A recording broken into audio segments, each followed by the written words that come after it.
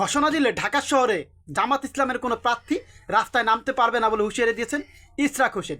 শেখ হাসিনা যিনি 15 বছর চেষ্টা করে জামাত ইসলামকে দমায় রাখতে পারেনি, কিন্তু ইশরাক হোসেন মনে করেন এটা তার বাম হাতের খেল। তিনি বলেছেন, আমরা যদি ঘোষণা দেই তাহলে ঢাকার কোনো রাস্তায় জামাত ইসলামের কোনো প্রার্থী নামতে পারবে না।